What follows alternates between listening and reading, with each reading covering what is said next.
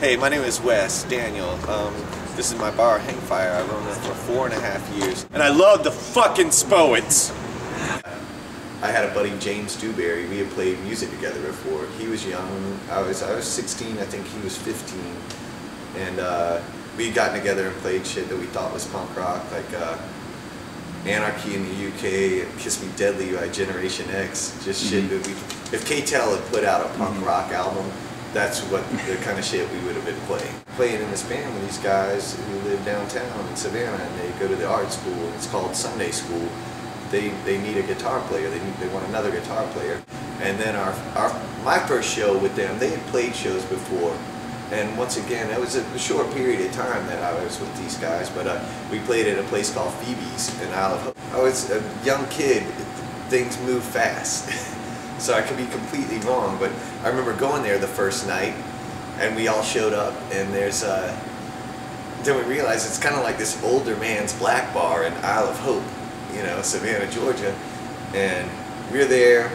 Andy, the butcher kid, is there with a fucking Jason mask on. There are all these kind of punk rock kids who these guys aren't used to seeing, these black guys who hung out at the bar all the time. And they're looking at it was a younger black guy that you made the deal with for the master player, yeah. And they're looking at him like, man, what the fuck have you got going on at our place? and all these freaks are kind of pouring in. Yeah, because they were the regulars and they hang out. It didn't seem like they wanted to stay, but yeah, it was a really cool kind of weird dichotomy of different people coming together for these shows, and these other guys just happening to be there because it's their bar.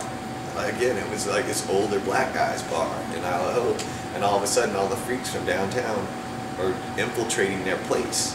Now, was there any place else freaky downtown to play? Any other music venue at that time? I don't think there. I don't remember something. I remember the gallery, but that was after Phoebe's. The reason you had to get Phoebe's was there was no fucking place to play. If I remember correctly, it's been to do their thing.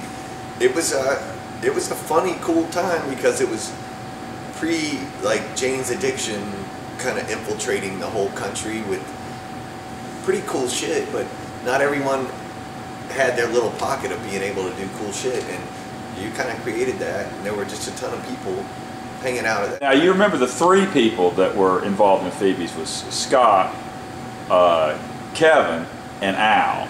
Right. And now Al was the really out there one. Would you like to tell your Al story? I'll tell you my perspective of Al. He scared the shit out of me. He lived by the church. He had that place by the church, and he would sit up on the terrace.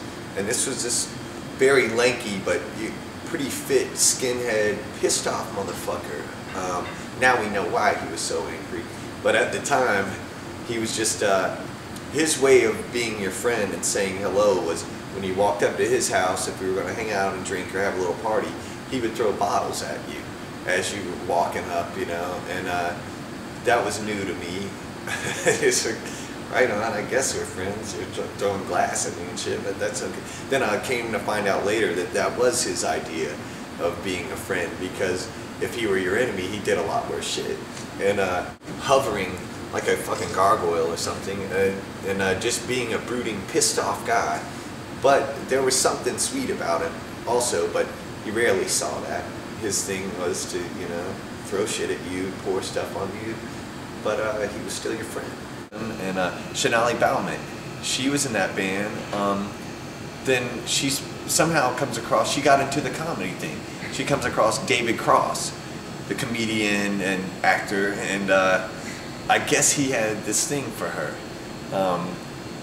He obviously had this crush on her. She calls me, she played my wedding, calls me when they play here at the Jinx and says, hey, we're playing, Ultra Baby Fat's playing tonight, come see us, I haven't seen you in a long time. And so I go down there with my wife, and David Cross is there. He'd opened the show with his comedy routine. I missed that, and then Shanali introduces me to David Cross, and then we start yucking it up, just doing our shit, because she's been a buddy of mine, and you know, we always just talked and laughed and joked. So we're doing our thing. Then I'm getting this fucking vibe from David Cross, like you know, who the fuck are you? I'm there with my wife. And he's like, you know, thinking about, he's pissed off at me because I'm getting along so good with my friend, Shanali. So then Shanali says to me, hey Wes, do you know Al? She's like, this is my friend Al. So I look up, it's this like 6'7", I guess, I can't remember how tall I was. It's a very tall person, a woman with blonde hair, this black dress, makeup, not a woman, a guy. And my friend is introducing me to this friend of mine from fucking 15 years ago, who at that time was not a woman. He was like the most brooding, tough, like skinhead type motherfucker. This is how I would be at his apartment all the time, on the terrace, looking down, waiting for you to walk up so he can throw bottles at you when you're his friend. And then the next thing I know, 10, 15 years later, I re-meet him. He's this kind of hot woman.